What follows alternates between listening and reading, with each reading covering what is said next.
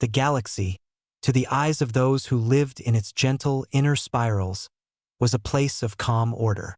Great alliances kept the peace. Trade flowed between stars. It was a civilized, quiet community. But this peace was not natural. It was enforced. The real power in the galaxy did not sit in shining palaces on safe, gentle worlds. It was held by beings from nightmares. They came from planets where the very air could kill, where gravity could crush bones to dust, where every shadow hit a predator with 1,000 teeth. These were the Deathworlders. And they met in secret.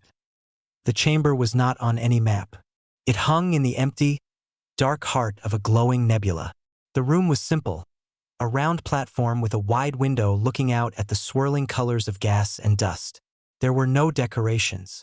There was only the table and the seats, each one built for a different kind of body. The first to arrive was the Lithian. It did not walk.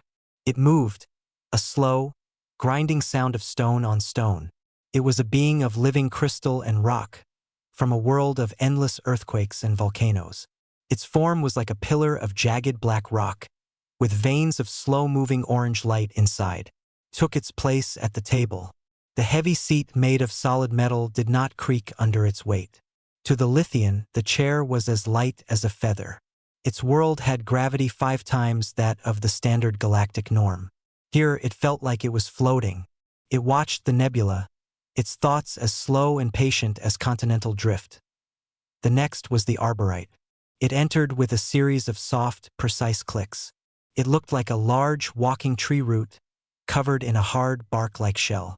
It was from a jungle world where plants grew so fast they could trap a creature in a day, where every living thing was both predator and prey in a fight for sunlight and soil. Its multiple dark eyes took in the room. Carried no weapon. It did not need to. The strength in its 2 main limbs could crack starship hulls. It sat down, its body fitting into a seat that allowed it to rest its back limbs. It was always alert, always listening. That a sigh filled the room, like wind through a deep canyon. The Baron of the Depths floated in. It was a shimmering, jelly-like shape, held in a clear sphere of liquid. Its home was a gas giant, a world of crushing pressure and endless, violent storms. The sphere rested in a special holder at the table. To exist in the thin, weak atmosphere of the chamber was a constant effort for it. A simple puncture of its sphere would mean a slow, horrible death by expansion. It was the most fragile here in body, but its mind, shaped by navigating infinite layers of pressure and complex chemistry, was perhaps the sharpest. These 3 were the core of the Concord: the silent, unbreakable Lithian, the swift, adaptive Arborite, the deep-thinking, pressurized Baron. They were the strongest the galaxy had to offer. The Arborite spoke first, its voice a dry rustle. The data is confirmed. The phenomenon at the fringe is spreading. It is not a weapon. It is worse. A hologram appeared over the table. It showed a region of space at the galaxy's edge. Stars there were not going out. They were unraveling. The space around them stretched and faded, like a thread pulled from old cloth. The science teams called it reality attenuation. Physics itself was coming undone. The Baron pulsed a soft blue light within its sphere. Our shields fail. Our ships fail. Matter ceases to bind. Energy dissipates into nothing. Force cannot stop it. Strength cannot hold it back. The fear in its translated voice was a new, strange sound in this room of strength. The Lithian made a low, grinding noise. We have faced cosmic dangers, supernovas, gravity waves. This is different. It does not destroy. It erases. Our worlds are hard. But this attacks the hardness itself. For a long time they were quiet. The Arborite studied the hologram, its mind racing through strategies. We could collapse the region. Use gravity bombs to create a temporary black hole. Contain it. Too risky. Pulsed the Baron. The shock wave could destabilize the attenuation further. Make it spread faster. The energy requirement is also beyond even our combined fleets. The Lithian was still. There is no enemy to fight. No wall to break. Our nature is to withstand. But how do you withstand a hole in reality? A deep sense of powerlessness filled the chamber. These beings, who could survive the worst their terrifying homeworlds could throw at them, were faced with a problem where their greatest asset was useless. Their tough hides, their mighty strength, their resilient bodies meant nothing against a truth that simply stopped being true. The Baron finally broke the silence. We must continue to observe. We must find a pattern, a weakness. There is always a weakness. We will find what this thing avoids. The meeting ended with no plan, only an agreement to watch and wait. They left as they came, one by one, returning to their mighty ships hidden in the nebulous clouds. They looked out at the peaceful, sleeping galaxy they secretly ruled. For the first time, they felt not like its protectors, but like its last doomed guardians. The threat was coming, and their secret strength was a silent scream in the void, and far away, on a small blue world catalogued as a moderately hazardous Class 4 Deathworld, a species that had not even mastered travel between its own planets was about to go to bed. They knew nothing of the concord, or of the unraveling at the edge of everything. They were just humans. And tomorrow, a young woman named Hannah would check her computer and see a strange blip in some very old, forgotten data. The air in the small soul apartment was warm and carried the smell of instant noodles and old books. Hannah sat cross-legged on the floor, surrounded by 3 large computer screens. The soft blue glow was the only light in the room. On the main screen, lines of data scrolled, a waterfall of numbers and symbols that meant nothing to most people. Hannah was a data archaeologist. She did not dig in dirt, but in the forgotten servers and decaying digital archives of early space exploration. Her job was to find and preserve data from probes launched centuries ago, most of them now dead or lost. Most of it was routine, radiation readings, old star maps, sensor logs full of static. But this was different. She leaned forward, her eyes tired but focused. She had been following a ghost. Weeks ago, she'd found an anomaly in the telemetry from the Voyager 2 probe's final, whisper-thin transmissions before it went silent for good. The anomaly was a tiny, repeating pattern of decay in the signal integrity. It was so small that every cleaning algorithm had thrown it out as background noise. But Hannah had a feeling. She pulled data from other old probes, Pioneer, some early Chinese lunar observers, even some military satellites with deep space monitors. She wrote a simple program to look for the same pattern of decay. And she found it, not everywhere, but in a slow, creeping wave from one specific direction in the galaxy. The outer fringe, near the constellation of Cygnus. The data wasn't dramatic. It didn't show explosions or alien signals. It showed a quiet failing. It was as if the fabric of space itself, in those precise areas, was becoming a poorer conductor for information. Reality was getting fuzzy. She saved everything onto a portable drive. This was beyond her. She needed a second opinion, someone who wouldn't laugh at a junior data archivist seeing patterns in noise. The next morning, she took a bus across the city to the university. Her old professor, Min, had an office in the astrophysics department. He had retired from active research years ago, worn down by bureaucracy and lack of funding. Now he taught introductory classes and seemed happy to be left alone with his books and his telescope. She knocked on his open door. Min looked up from a paper he was grading. He was a man in his late 60s, with kind eyes and a perpetually slightly rumpled shirt. He smiled when he saw her. "Hannah, this is a surprise. Did you find a lost email from a Martian?" "Better," she said, trying to sound confident. She plugged the drive into his computer. "I think I found a hole. Or a tear." She showed him the data. Min's playful expression faded. He put on his reading glasses and scrolled through her files. He asked sharp, precise questions. He made her run the correlation algorithms again right there in his office. He pulled up star charts on his own terminal, aligning them with her data points. After an hour of silence, he leaned back in his creaky chair. He took off his glasses and rubbed his eyes. "This is not instrument error," he said quietly. "I know," Hannah said, her heart beating faster. "And it's not a local phenomenon. The probes were light years apart when these signal decays were recorded. This is happening on a galactic scale. But slowly." He pointed at the map on the screen. A faint, blurry patch was highlighted at the edge. It's like watching mold grow on a wall from 1,000 miles away. You only see it if you're looking for the exact right kind of discoloration. What is it? Hannah asked. Min shook his head. I don't know. It's not radiation. It's not a gravitational wave. It's more fundamental. It's like the signal-to-noise ratio of reality itself is dropping in that region. He tapped his fingers on the desk. There is a pattern, though. A strange one. See these tiny spikes here and here? He pointed to jagged little lines in the data. Every time the decay pattern hits a certain threshold, there's a burst of chaotic quantum noise. It's like background static from the beginning of the universe. And the decay, it hesitates. It stumbles around it. So the noise disrupts it? Hannah asked, hope in her voice. Not disrupts, confuses it. It's as if this, whatever it is a vacuum cleaner for perfect, orderly signals. But throw a handful of sand and broken glass into it, and it jams. They spent the rest of the afternoon theorizing. It was all guesswork. Min dug out old, half-finished papers on quantum field instability. Hannah ordered more food. The office filled with scribbled notes and empty coffee cups. We need more data, Min finally said. Current data, not from dead probes. We need a live feed, looking at that exact sector. The big observatories won't listen to us, Hannah said, deflated.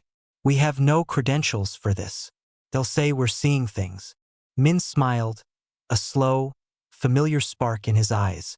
It was the look he got when he bypassed a complex problem with a simple, messy solution. We don't need the big observatories. We need a network. 1,000 small eyes. He picked up his phone and dialed a number. After a moment, he spoke. Tai. It's Uncle Min. I need your computer, and your friends' computers, and everyone they know. He listened, then chuckled. No, not for a game. For something better. We're going to look at the end of the world. Bring your rig over to Hannah's apartment. And bring your loudest friends. He hung up. Hannah looked at him, confused. Tay was her younger brother. He lived in PC bangs playing competitive online games. He was good at it. Tay, Min explained, runs a distributed computing cluster for rendering his game mods. He has about 500 people around the globe who let his software use their graphics cards when they're not playing. It's raw, chaotic processing power. We're going to hijack it. We'll write a simple program, a screensaver, basically. It will use people's internet connections to pull tiny, public pieces of data from deep space monitoring sites, radio telescopes that stream raw noise online. We'll stitch it together. We'll make our own telescope out of gaming PCs and leftover bandwidth. It was crazy. It was brilliant. It was perfectly, messily human. That night, in Hannah's apartment, the new project began. It wasn't in a secret chamber in a nebula. It was among empty soda cans and the sound of frantic keyboard clicks. They were not trying to be strong. They were just trying to see. And far away, in the silent dark, the attenuation continued to spread. A silent wave of nothingness, completely unaware of the noisy, chaotic eyes that had just begun to watch. The silence in the hidden chamber was heavier than a Lithian's homeworld. The hologram over the table displayed the cold, hard facts. The reality attenuation was accelerating. A whole star system at the very fringe was now gone.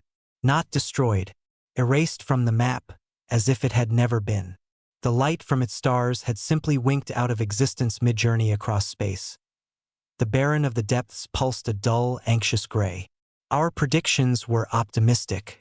It moves faster now. It learns the shape of ordered space and consumes it. The arborite shifted, its hard shell clicking. We have located the apparent epicenter, the point of origin. We must send a probe, a physical scout.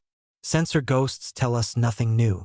The Lithian spoke, its voice a low rumble. Agreed. We must see this enemy with our own eyes, if it has any. The scout ship was the best they had. A small, fast vessel piloted by a single Lithian warrior, Keeper Vale.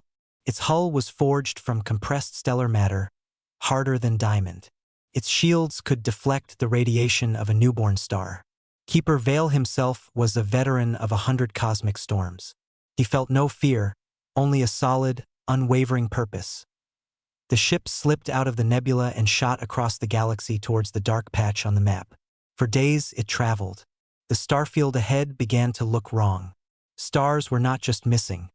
The blackness between them seemed thicker, emptier, a hungry void. Vale reached the calculated boundary. Space here was cold, quiet. His sensors showed nothing.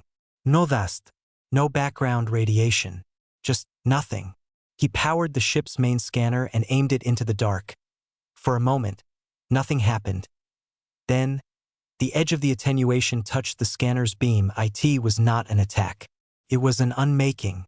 The coherent, ordered energy of the scanner's beam began to fray at its edges, like a rope unraveling.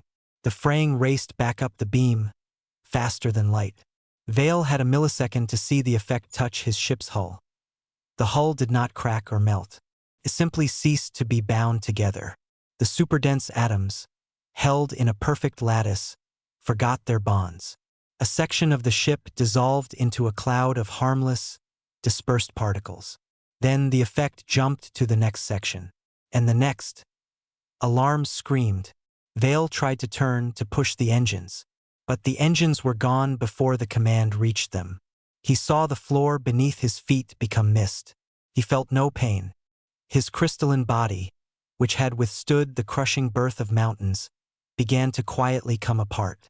His last sight was not of an enemy, but of a perfect, spreading nothingness where his ship and his body used to be. The transmission ended in a burst of static, then absolute silence. Back in the chamber, the three beings watched the final feed. They saw the strongest material they knew of offer no more resistance than morning fog. They saw one of their toughest warriors erased without a sound. The hopelessness was a physical weight. "We cannot fight this," the Arborite said, its voice hollow. "We cannot outrun it. Our strength is a joke to it." The Baron shimmered, a frantic swirl of colors. "There must be a weakness. All things have a flaw, pattern of avoidance. We must scan the area again with everything, even if it draws the attenuation to us. We have no other path." It was a desperate, dangerous plan. The Omega scanner was a forbidden tool. It sent out a pulse of energy so pure, so perfectly ordered, it acted like a beacon to anything that fed on order. Using it here was like poking a bear with a bright, shiny spear. But they had no choice. They activated it from a hidden station light years away. A single, piercing beam of coherent reality lanced into the heart of the dark region. The attenuation reacted immediately. It flowed toward the beam like a shark to blood, moving faster than they had ever seen. But the scanner was also listening. And in that moment, as the hungry nothingness moved, it sensed something else. Something the attenuation flowed around. Not a strong signal. Not an ordered one. The opposite. A faint, chattering, chaotic hum. A digital noise. It came from a different vector entirely, from a yellow, unremarkable star in a quiet spiral arm. The scanner focused its dying moments on that noise. It analyzed the source. The data stream was illogical. It was a mess of conflicting signals, emotional variations, error correction protocols arguing with themselves, bursts of meaningless entertainment, and deep, raw streams of unfiltered sensory data. It was the opposite of the scanner's pure beam. It was impure, loud, irritatingly complex, and the attenuation shied away from its edges. The Omega scanner station was consumed a second later, eaten by the nothingness it had attracted. But it sent its final packet of data back to the nebula. The three leaders stared at the new information. The source of the chaotic noise was identified. Planet, Sol 3. Local designation, Earth. Species, Homo sapiens. Classification, Soft World, Minimal Threat. Deathworld category. Class 4, Moderate biohazards, unstable geology, aggressive predator species. Inhabitants show no sign of unified planetary resilience or high-density physical fortitude. They were baffled. "The noise comes from them? The primitives?" The Arborite hissed. "Their planet is a garden compared to ours. Their bodies are soft bags of water. They poison their own air. They fight amongst themselves over trivialities. The Lithian was silent, processing. The scanner does not lie. The attenuation avoids the pattern of their noise, not their strength, their chaos. The Baron condensed in its sphere, thinking. They are not solving it. They are not resisting it. They are irritating it.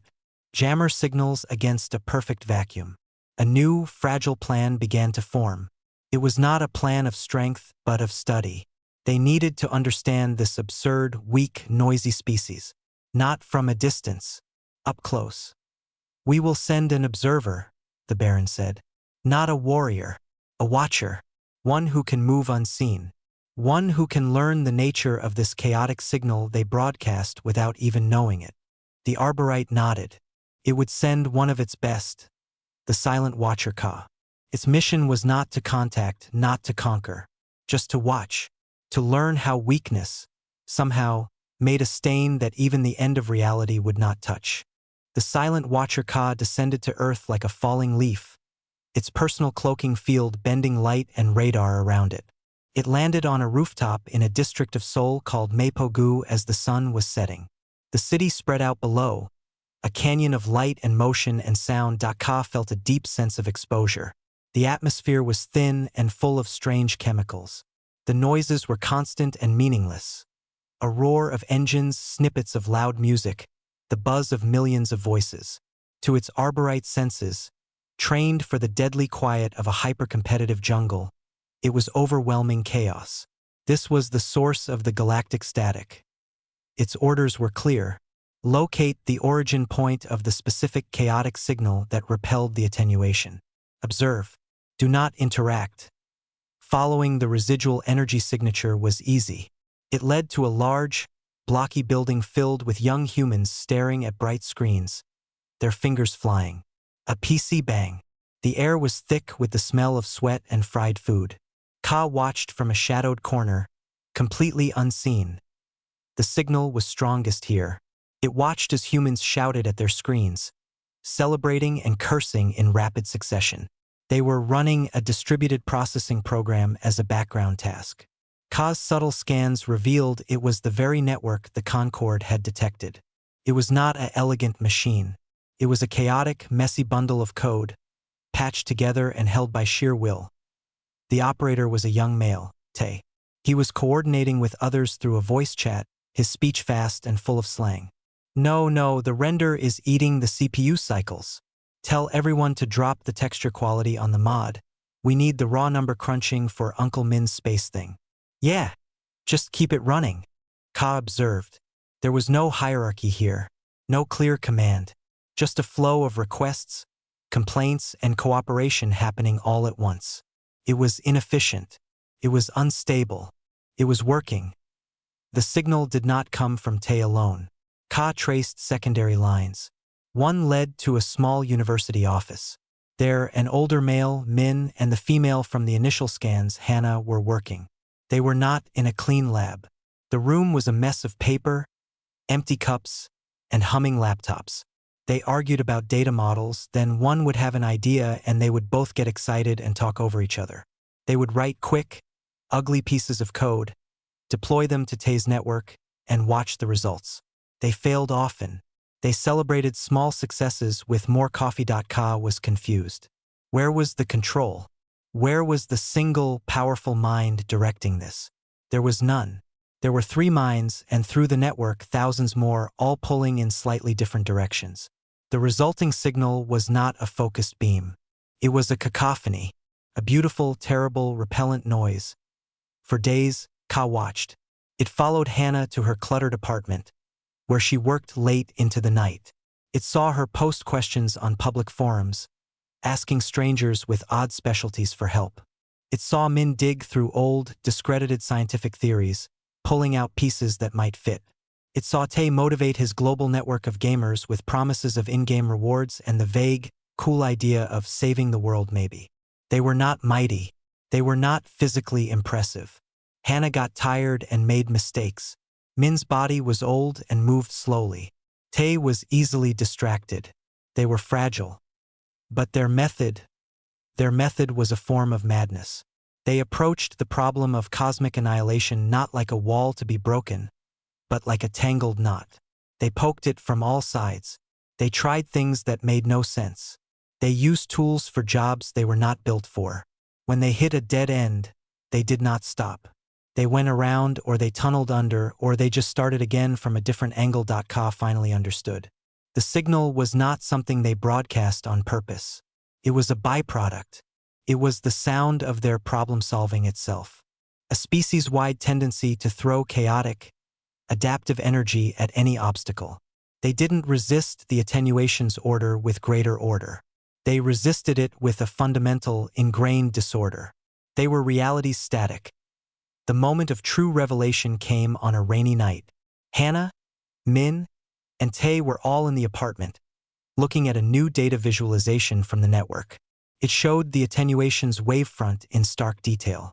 And it showed, clearly, tiny ripples of avoidance where Earth's general data noise spilled out into space. "We're not just mapping it," Min said, his voice quiet with awe. "Look, our probe signal. It's blurring the edge. Where our messy data touches it, it gets confused. It hesitates." Tay leaned in. "So it's like a zombie. It wants clean brains. Our internet is like scrambled eggs. It doesn't know what to do with it." Hannah nodded, staring at the screen. "It's a pattern eater. We are anti-pattern." Ka, listening from the invisible silence of the room, felt a shock deeper than any physical blow. This was it.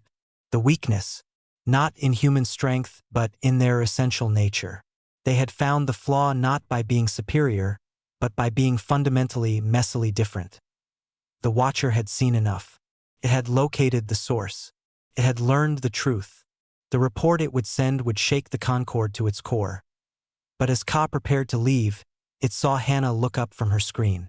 She looked around the room, a slight frown on her face. She couldn't see Ka, but for a second, her eyes passed over the exact space where it stood. She blinked, shook her head, and went back to her work.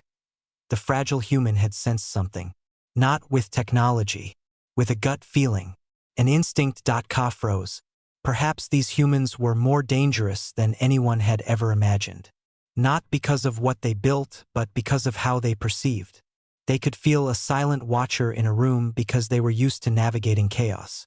They could sense a foreign pattern in their noisy world. Ka left the apartment swiftly, its mission complete. But the feeling of those human eyes, almost seeing it, lingered. They were not just the source of the noise. They were the noise, and they were now aware of the silence. The report from Silent Watcher Ka played in the hidden chamber. The hologram showed shaky, cloaked footage. The messy apartment, the cluttered office, the loud PC bang. It showed the three humans, Hannah, Min, Tay, and explained their chaotic network. The audio played their conversations, their arguments, their sudden leaps in logic. The three leaders of the Concord watched in stunned silence. When it ended, the Arborite was the first to speak, its voice a sharp crack of disbelief. "This is the source? Children playing with data? Old men drinking bitter water? This noise is what the great silence avoids." The Baron of the depths swirled, a turbulent mix of colors. "The data is consistent. Their method is not one of power, but of pervasive irritation. They do not build a dam against the flood. They make the water so full of mud and sticks that the flood cannot flow properly. The Lithian remains still, but the orange light in its core pulsed slowly, thoughtfully. They are weak, but their weakness is active. It is a weapon they do not know they hold. They must be told," the Baron said. "The attenuation increases its speed. We have weeks, perhaps less, before it reaches a tipping point and begins to consume the galaxy in earnest. These humans have the key. We must make them use it." It was decided. Ka would make contact, not as a hidden watcher but as an emissary. The order was sent. In the apartment, the mood was tense. Hannah, Min, and Tay stared at their main screen. The visualization of the attenuation was now terrifyingly clear. It was no longer a distant curiosity. It was a wave, and its direction, while slow, seemed to curve on a galactic scale. Over millennia, It would wash over everything. We have to tell someone, Hannah said, for the 100th time. Who? Min replied, rubbing his forehead. We send this to the government, they will think we are hackers or crazy people. They will shut us down. Tay's network is the only thing giving us this data. Tay was uncharacteristically quiet, watching the global map of his distributed system. Thousands of tiny lights, each one a computer, flickered. We're just making a map of the end of the world. Cool. Suddenly, all 3 screens flickered. The visualization vanished. In its place was a single line of text, written in perfect, formal Korean. Do not be alarmed. We have observed your work. We wish to speak. Please do not signal for help. It would not arrive in time. The words hung there. The 3 humans stared. Tay, is this you? Hannah whispered. Tay's hands were off his keyboard. Held up. No. No way. This isn't me. Min slowly reached out and typed a single response. Who are you? A new message appeared. We are the reason your species is still alive. You may call us the Concord. We are in your dwelling. Please look at the center of the room. A shimmering distortion appeared in the middle of the floor. It was like heat haze, but it cooled and solidified. A shape emerged. It was the arborite Ka. It stood there, its bark-like shell, its multiple dark eyes, its powerful, root-like limbs. It was unlike anything on Earth. Tay yelped and fell off his chair. Hannah stumbled back against the wall. Min stood up, his chair scraping loudly. His face paled. Ka made a soft clicking sound, a gesture meant to calm. We mean no physical harm. My name is Silent Watcher Ka. I have been here for many of your days. You've been in my apartment, Hannah asked, her voice thin. You were never in danger from me, Ka said. It turned its body slightly, addressing Min. Your map is correct. What you call the attenuation is a cosmological catastrophe. It is not a weapon. It is a natural end. Consumes ordered reality. The great civilizations of the galaxy, my people among them, are the most ordered things of all. We are its perfect fuel. We cannot stop it. Min found his voice. But our signal, it disrupts it? You do not disrupt it. You confuse it. Your species, your technology, your very thoughts. They are chaotic, inconsistent, illogical. You are a form of static. The attenuation cannot process you. It avoids the noise you produce. Ka gestured with one limb towards their computers. This network of yours is not a tool. It is an amplifier of your essential nature.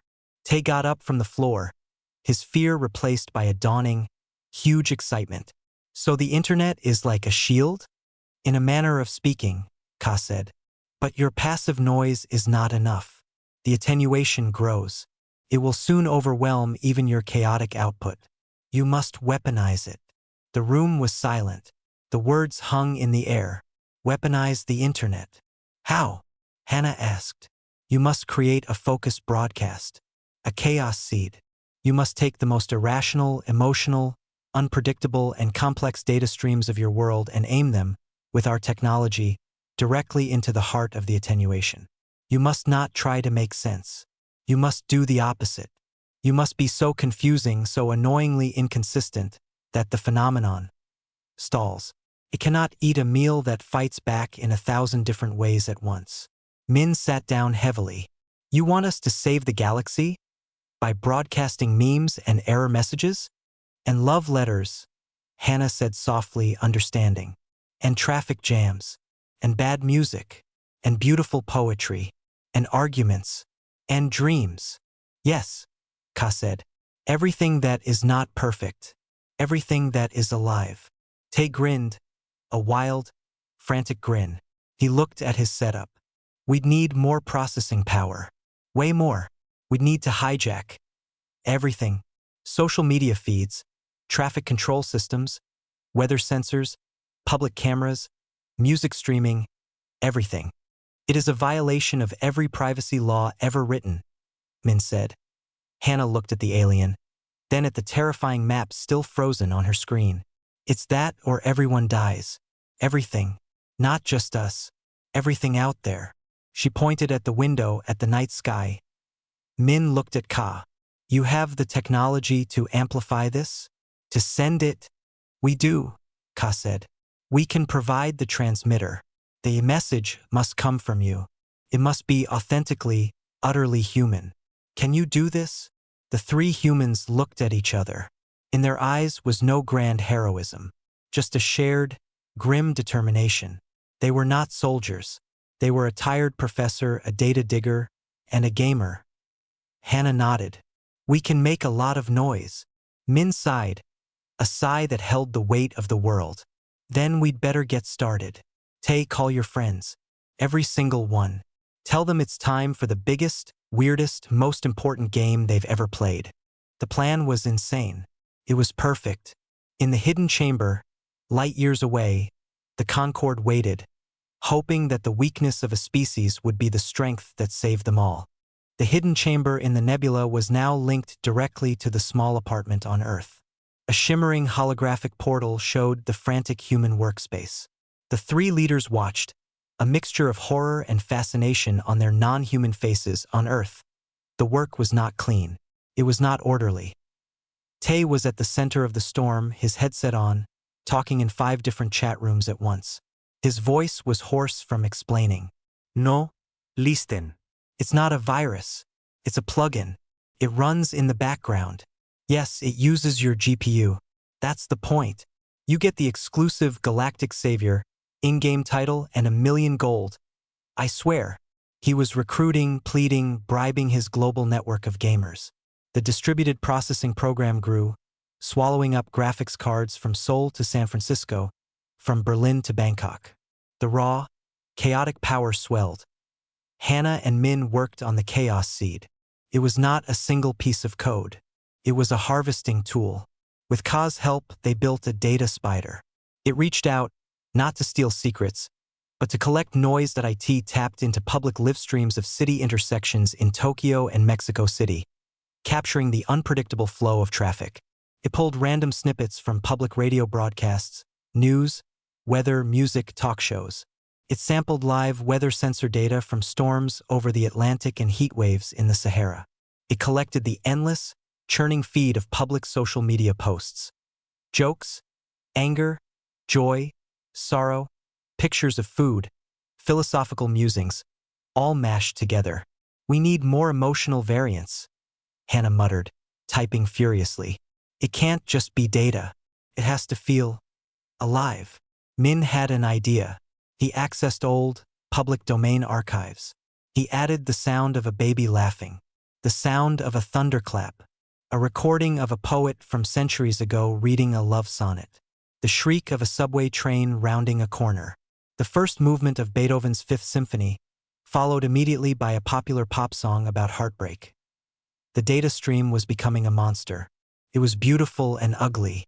It made sense and no sense at all. In the chamber. The arborite clicked its mandibles in distress.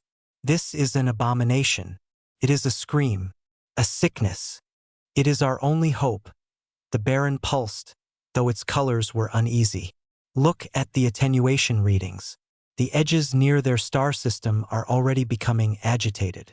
It is working on a passive level. The Lithian watched the humans.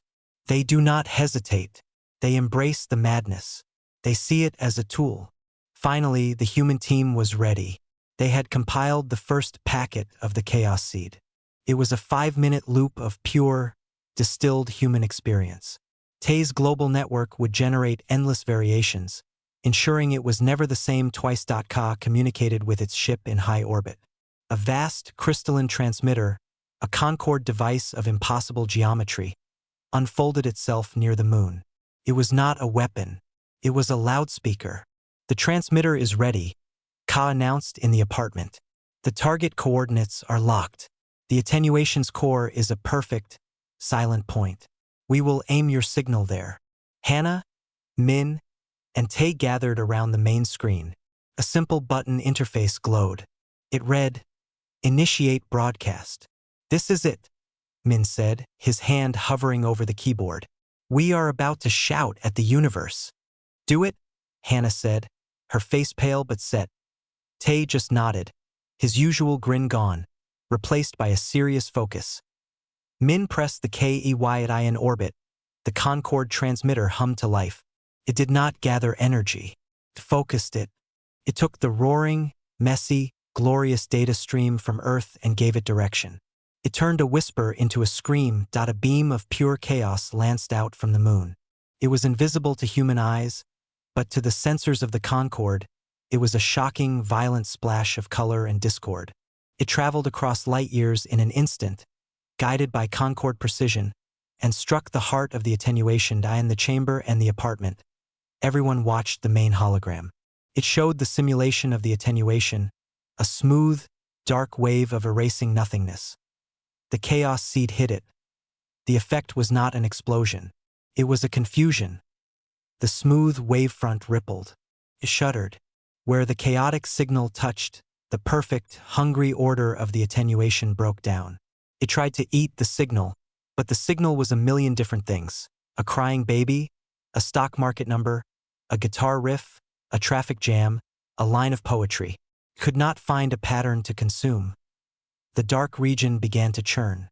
It spun in place. It developed strange, fuzzy edges. It was like watching oil try to mix with a storm of glitter and sand and song lyrics. "It's working," the Baron whispered, its sphere glowing with tentative hope.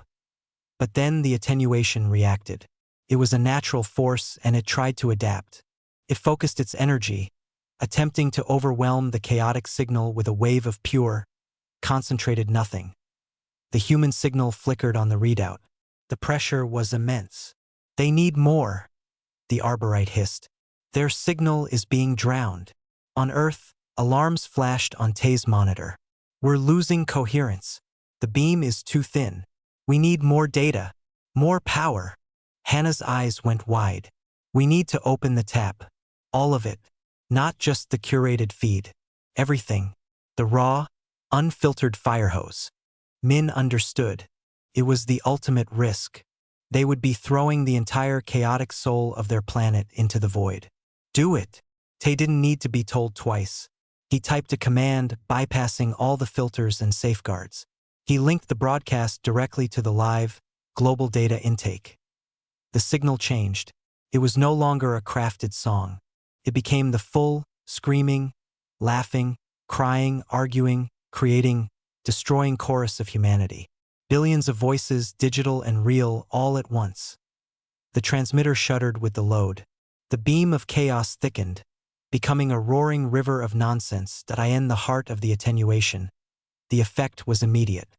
The concentrated wave of nothingness shattered. The dark region didn't just stop. It began to fold in on itself. The conflicting, irreconcilable data flooded its core.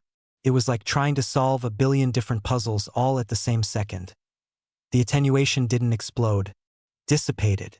It frayed at the edges into harmless quantum static, scattered into the background noise of the universe from which it came. The smooth wave broke apart into 1,000 harmless ripples, and then into nothing.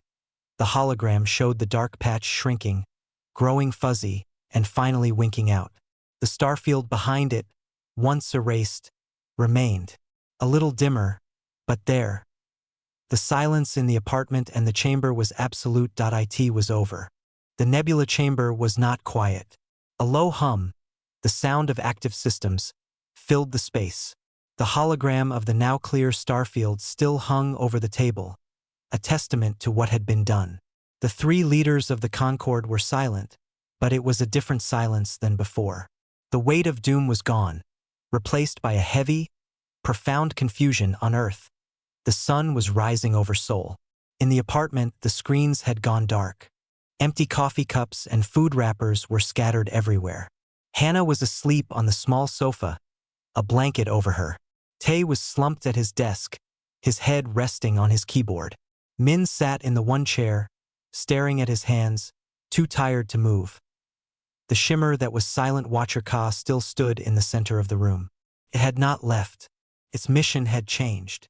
"The Concorde requests your presence," Ka said softly, its voice not wanting to wake the sleepers. "There is a matter to discuss." Min looked up, his eyes old and weary. "Now?" "Soon," Ka said. You have saved all that is. Your world does not know it. It may never know. But we know. And we must speak of what comes next. A few days later, the three humans stood in the hidden chamber. They had been brought there on a small, smooth Concorde ship, a journey that felt like a dream. They wore their ordinary clothes. They looked very small and very soft. Hannah, Min, and Tay stared at the beings before them.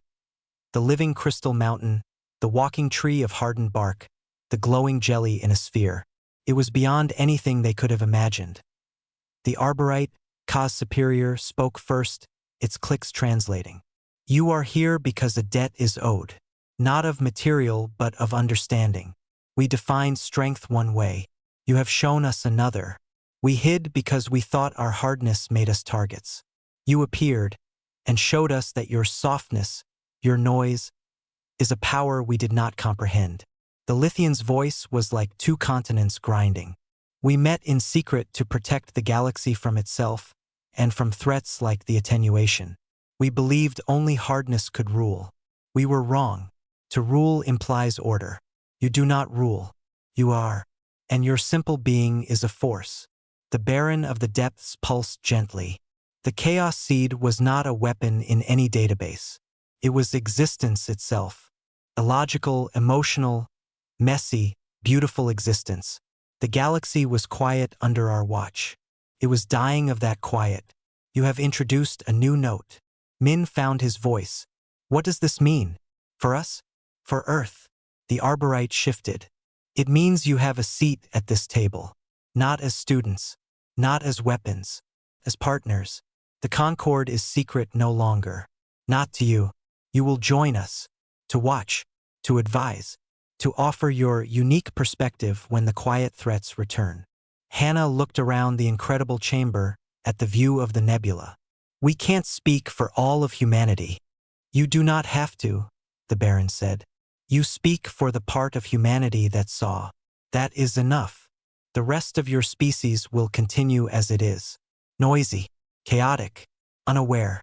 That is its strength. We will not interfere. Tay, who had been staring with his mouth open, finally spoke. So, we're like galactic moderators? But for keeping things from getting too boring. A strange sound came from the Lithian. It took a moment for the humans to realize it was a laugh. A deep, rumbling cascade of stone. Yes, you are anti-boring. That is your title. A new seat materialized at the round table. It was a simple, human-sized chair, made of the same strange metal as the others. It looked out of place. It looked perfect.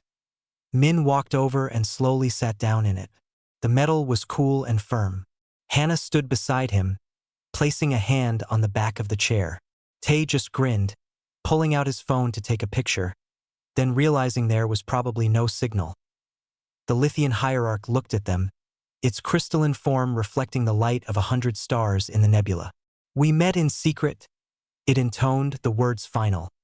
Because we believed our hardness was a secret to be kept, a final answer. You appeared and taught us that the final answer is often the wrong question. True resilience is not in being unbreakable, but in being unbreakably adaptable. The galaxy was quiet. Now it will have to get used to the noise. Back on Earth, life went on. The sun rose and set. People went to work, argued online, made music, fell in love, and worried about small things. The secret of what happened was kept by 3 ordinary people and a few aliens in a nebula. Hannah went back to her data archaeology, but now she sometimes received strangely formatted data packets to analyze. Min taught his classes, but he sometimes gazed out the window with a knowing, quiet smile. Tay still played games in the PC Bang, but he now ran a very special, encrypted background program on the side, a permanent, open link to a distributed network that spanned stars. They did not feel like heroes. They felt like themselves. But sometimes, on a very clear night, Hannah would look up.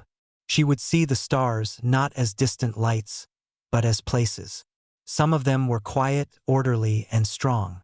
And some of them, she knew, were now listening to the beautiful, chaotic, unstoppable noise of home.